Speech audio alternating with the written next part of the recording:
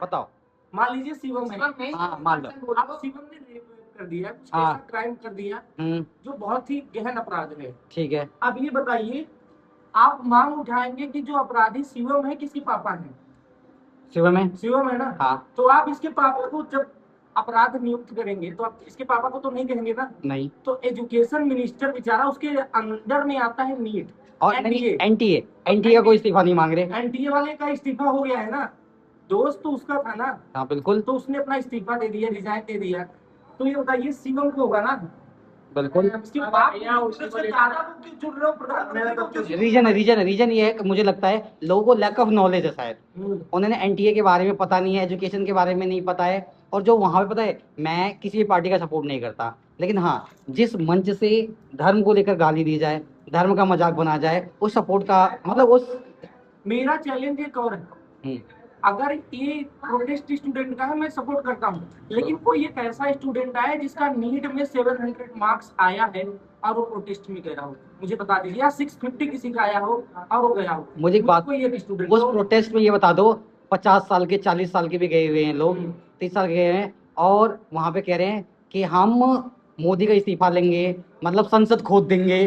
अरे सुनो मेरी बात, लाल बहादुर शास्त्री के बारे में आपकी क्या सोच है? तो लाल बहादुर शास्त्री में क्या, एक रेल दुर्घटना हुई थी, एक रेल दुर्घटना हुई थी, उन्होंने कहा कि उन्होंने इस्तीफा दे दिया था। 1 मिनट में इस्तीफा दे देते बिना सोचे समझे। हाँ दे दिया उन्होंने। क्या था, रेल का एक्सीडेंट हुआ, उन्होंने इस्तीफा दिया कि रेल का एक्सीडेंट, तो वो ये भी कह सकते थे वहां के लोग कि नहीं भाई, रेल का एक्सीडेंट तो रेल जो लोको पायलट होता है उसकी गलती से हुआ है, तो उसको देना चाहिए इस्तीफा, या उसको हटने चाहिए अपने पद से। फिर लाल बहादुर शास्त्री ने क्यों इस्तीफा दिया था? देखो ये सभी की उसका जो वो था ना, जो उसका विरोध था, वो एक पर्सन ने भी नहीं करा था, सारे बंदे एग्री थे इस बात पे कि हाँ भाई, उनकी सरकार में रहकर, उनकी मिनिस्ट्री में रहकर उन्होंने पद से इस्तीफा दिया है, तो ये गलत है। अब बताओ, तो एनटीए ने पेपर लीक करा है, किसी ने भी करा है, मान लो जो भी लोगों से पेपर लीक। मुझे एक बात बता दो, थोड़ा सा मजाक में नहीं हो सकता।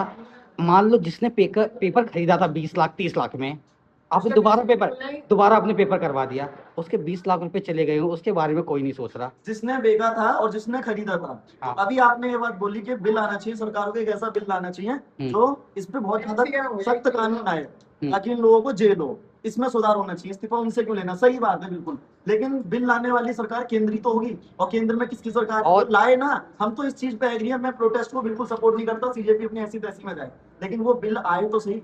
कौन लाएगा? केंद्रीय सरकार बताओ, बिल कौन लाएगा? केंद्र की सरकार, केंद्र में किसकी सरकार? पंजाब में भी तो क्यों नहीं ला रही है? क्यों नहीं ला रही है? उसकी देखो, जब तक उसकी मांग ना उठे, उसकी मांग ना उठे, मांग उठ रही है, मांग उठाने वाले बनते देखो हॉस्पिटलिटी सभी को मौका दिया जाएगा बोलने का, वन बाय वन बोलिए। मेरा एक व्यू है, सर ने कहा है लाल बहादुर शास्त्री जी के बारे में, बिल्कुल नॉलेज बहुत अच्छी है, परफेक्ट बात बोली है, लेकिन आप ये देखिए 1965 का पाकिस्तान का युद्ध, प्रधानमंत्री कौन थे? लाल बहादुर शास्त्री। 1966 के ताशकंद का समझौता होता है और वहीं पे उनको क्या किया जाता है? मार दिया जाता है।